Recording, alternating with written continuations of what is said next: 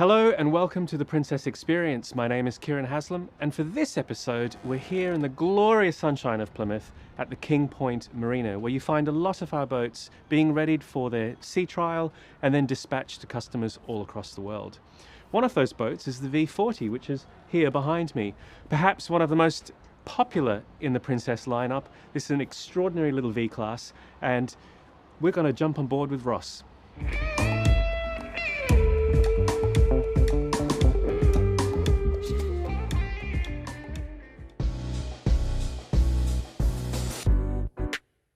Thanks Kieran, and welcome to King Point Marina and the V40. Now the V40 is our smallest V-class boat, but it's built with the same precision and care as our entire range. I'm stood on the bathing platform here. So this is a hydraulic platform, can go up and down, or you can have it as a fixed section. This client has gone for the teak, which I think you agree looks fantastic. Large cockpit, so plenty of seating in here for all your guests and family. This one's got the up-down table, or that can be a fixed unit. If it's up-down, it means you can put another cushion in there and turn that into a big day bed. Large pull-out sunshade comes out of the radar arch. You can see in that stainless steel rail there, which is a lovely feature. And then you've got your wet bar on the right-hand side there. That's got your Kenyan grill. It's got a drop-in ice fridge with a chill plate on it, as well as storage underneath it. And then there's another storage unit underneath the helm seats, as well as underneath all that seating area.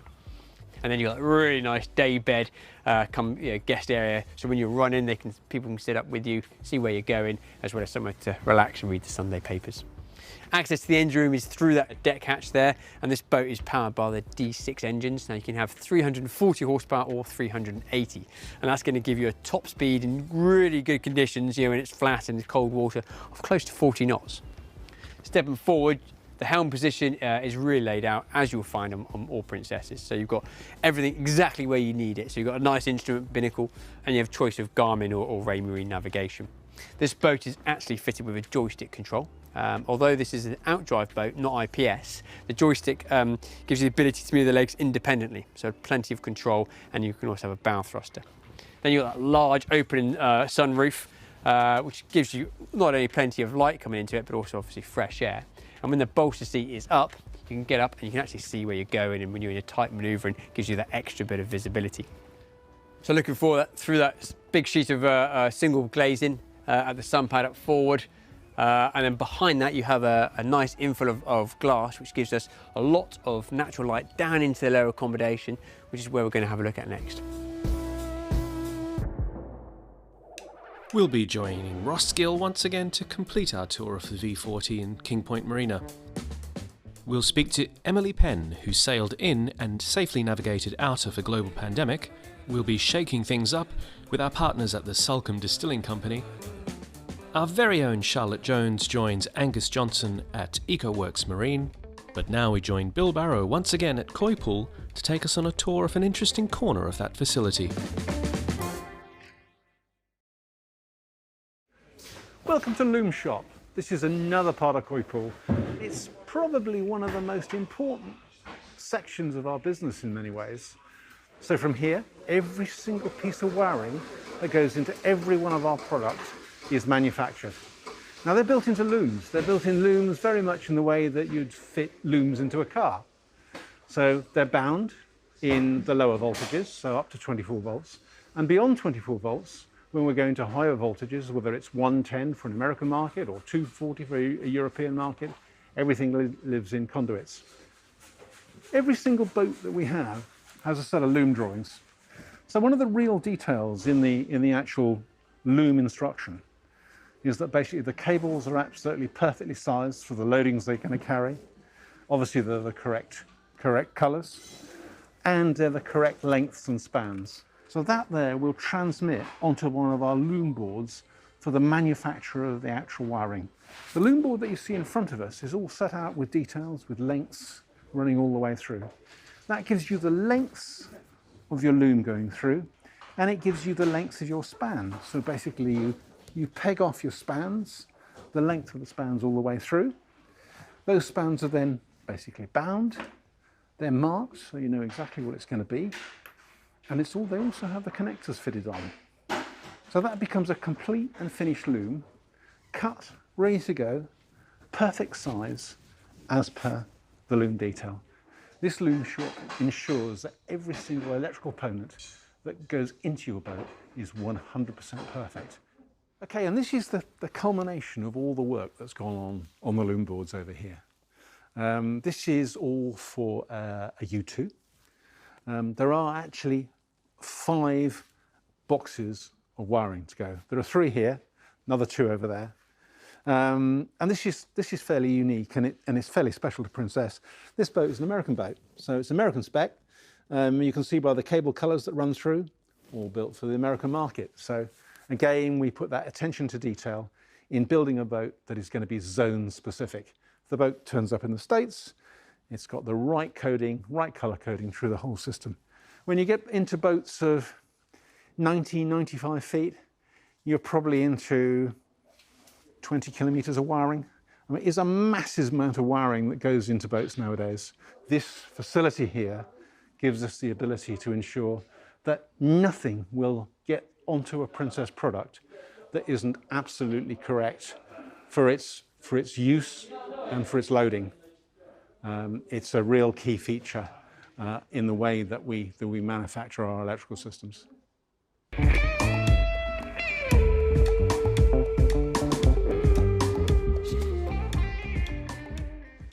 Now here I am on Project 31 Charlotte. This was the very first Princess that started Princess Yachts back in 1965, and in 2015, in our 50th anniversary year at Princess, one of my colleagues, Danielle Dickinson, found an original Project 31, which we procured and brought back to a former glory with little touches of modernity to bring it to life and celebrate who Princess is today. In a future episode of the Experience series, we're going to join Simon Colebrook aboard this boat. He's hopefully going to take us for a little sea trial in it and give us a real in-depth look at how the boat was restored when apprentices met retired employees to bring it back to life. Don't forget that throughout the series we want to hear from you, and the details to get in touch are in the video description below. For that, you can suggest topics or areas that we can cover in future episodes. And for now, I think we need to jump back aboard with Ross for the final tour of the V40.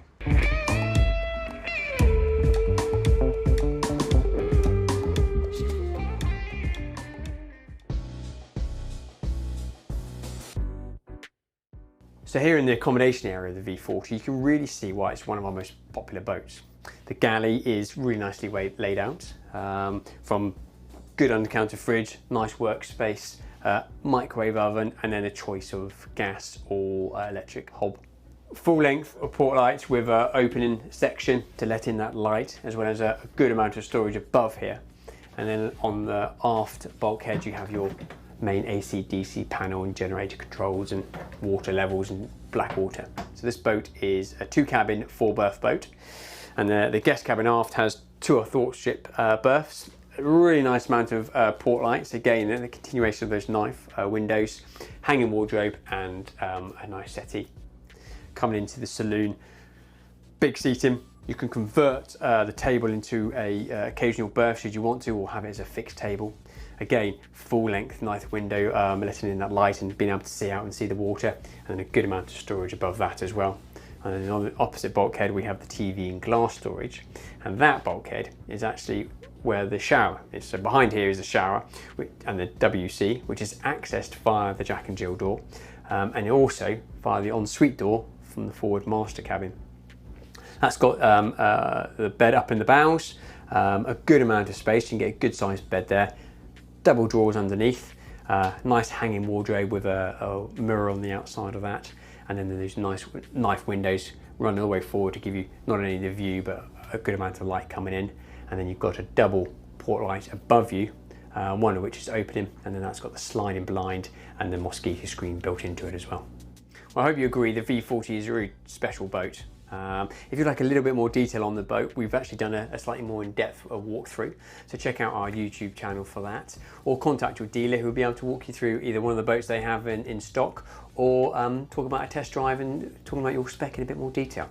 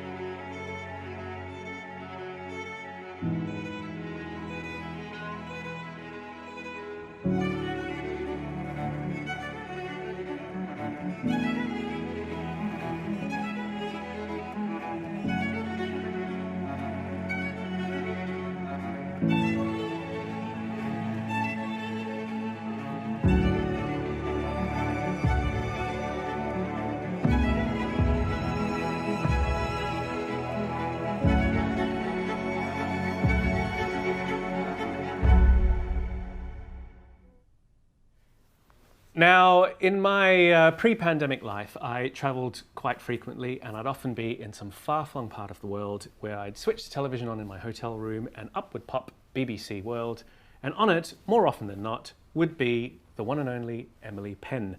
Emily, welcome. Thank you for being with us on this episode of the Princess Experience series. How are you? Great, thank you, Kieran. Good to see you. It's wonderful to see you. It's been a while because we normally cross paths in and around the milestone key moments in the boating calendars. So that takes us to Dusseldorf and various other boat shows. Just for our audience who don't know you, tell us a little bit about yourself and what you've done. Absolutely. So I've spent the last 12 years at sea looking at mostly plastic pollution and also other challenges that impact our ocean, and spent that time sailing around the world doing scientific research and really trying to understand the impacts of these challenges and, understand more about really what's going on. So when it comes to plastic, what plastic is getting out there, where's it coming from, and ultimately, how do we here on land tackle the problem and create change? You've been one of those people who's taken this weight on your shoulders and you've run with it, and you're really getting a very strong series of messaging out there. So what are you doing right now about it, and where are you in the journey? Yeah, so about 6 years ago, I set up a project called eXXpedition, which is a series of all women's voyages looking at both plastic and also the toxic pollution story, because we also know there's lots of chemicals that get out into the ocean that when they get into our bodies, particularly for us girls, it's bad news because we can pass them on to our children. And so that's why I decided to set up this all women's mission. And it's just grown and grown until 2019, we decided to scale up and take 300 women around the world on this huge voyage. And we set off and we got all the way to Tahiti, collect thousands of samples along the way, and learned a lot about where a lot of this plastic is coming from. But then, of course, the pandemic hit while we were halfway between Easter Island and Tahiti. And it took us a couple of weeks as the whole world was shutting down and planes were grounding and borders were closing, as we sailed at about 6 knots as fast as we could go to be able to get into French Polynesia. So tricky time, but we made it. Yeah, and that we've talked about this in the past. How does Emily Penn build the army? I think you were inundated with the amount of people who wanted to get involved. Yeah, we really were. So we set up this mission to take 300 women around the world and ended up having 10,000 apply. And really, the idea behind taking people to sea who wouldn't normally go to sea, they're not sailors, they're not scientists, not your typical person you'd find crossing an ocean. But I think the more I've studied the problem, the more I've realized that there's no silver bullet solution. There's never going to be one thing that's going to solve any of these big global challenges, and plastics for sure is one of them. But instead, there's hundreds of options. And so we need people from all different sectors with different skills, or what I like to call superpowers, to come to the table and to be able to provide solutions.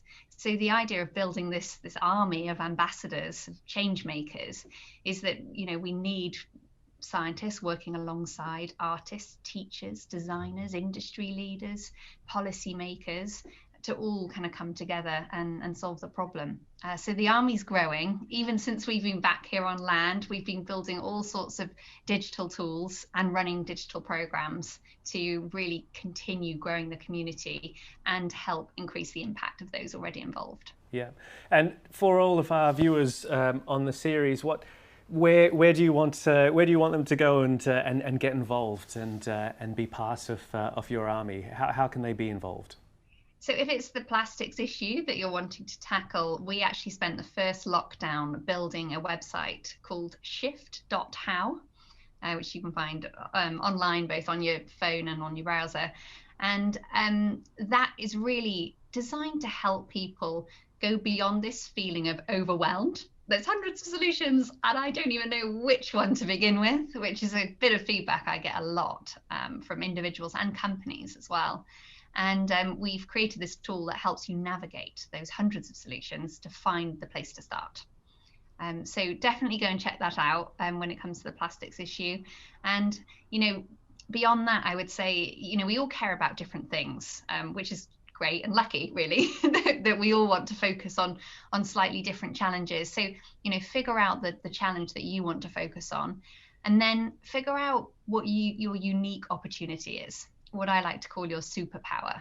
What's the thing that you can do that makes a difference, and where do those two things intersect? And if you can find that sweet spot, then you've got a massive amount to give. Emily, thank you very much for being on the series. It's such a pleasure. I absolutely adore spending time talking to you about all of the challenges and incredible things that you've been up to. I hope that we can meet again soon, but if not, we'll continue to truck on virtually. And for everyone who's watching this, they know where to follow you now, and hopefully also be part of the Emily Penn Expedition Army. Thank you very much, and all the best for the coming challenges. Great, thanks, Kieran. Good to see you. And now Salcombe Distilling Company's Chris Percy shows us how to make another stunning cocktail.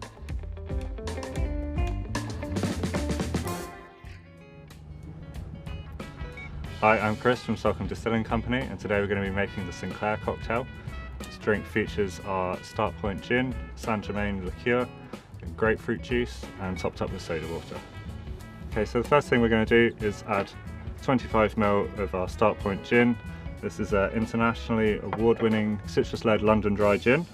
Then we're going to add 25 ml of Saint Germain elderflower liqueur, followed by fresh grapefruit juice.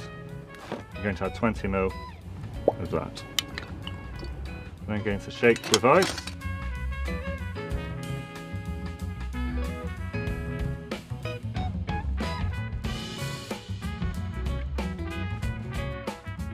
And double strain into a champagne flute. I'm then going to top with soda water. I'm then going to cut a slice of grapefruit peel, cut into a rough triangle, and cut a slice in the middle. I'm going to fold, place on the side of the glass. And that is the Sinclair from Salcombe Distilling Company.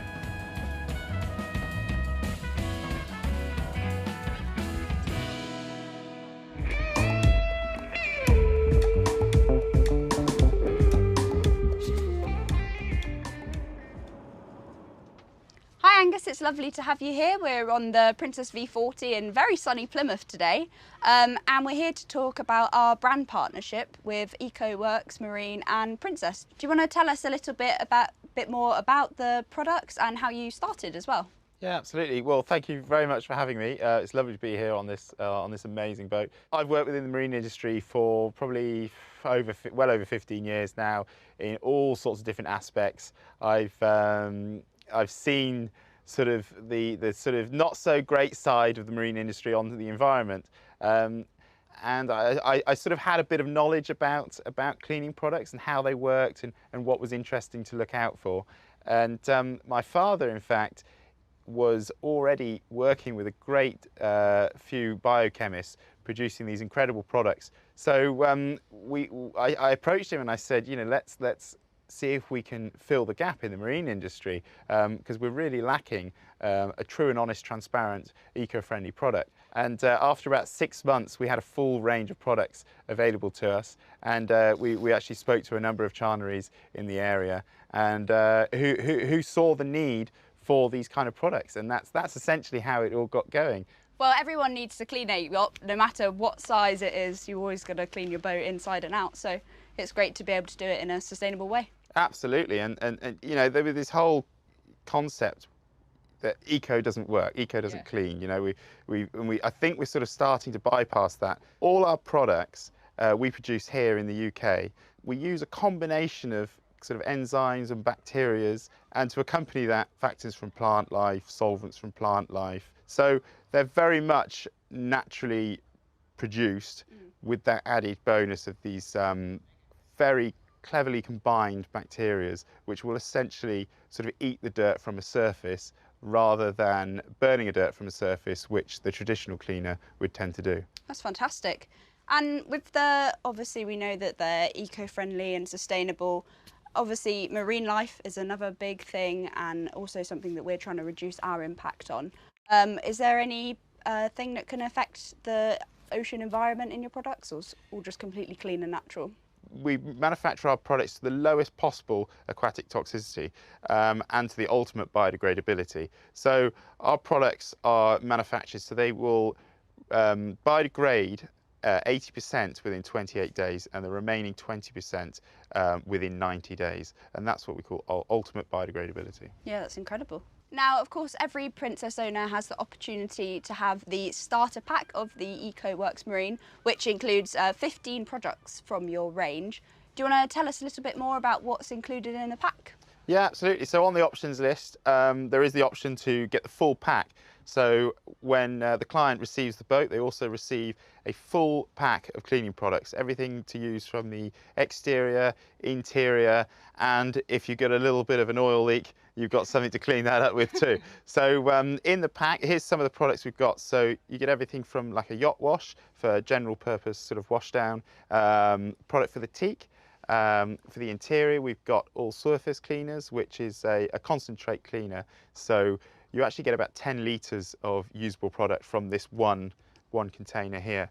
And then, of course, our sanitizers as well, which has been rather useful recently. I think they're going to be around to stay as well. Absolutely. So we want to try and introduce the Princess distributors into this as well and get them thinking more about sustainability and what the options are for their clients, offering them further sustainable options wherever they are in the world. So we've actually started really well, and we're working now with Princess Yachts Greater China, who have just become a distributor for the area. We just showcased some product with Princess Yachts America at the most recent Palm Beach yacht show. So we're going to work closer and closer with Princess Yachts to bring the message of sustainability and the EcoWorks products around the world with Princess Yachts. Angus, it's been really lovely to talk to you today on the V40, and hopefully we'll see you at maybe a boat show in the near future and have you back on the show. Well, no, thank you very much for having me. It's been lovely to be down here, and yeah, hopefully we get to some boat shows soon. It was actually Cannes where I met Kieran, and this whole sort of story started. So I'm sure that we'll be achieving a lot more goals in the future.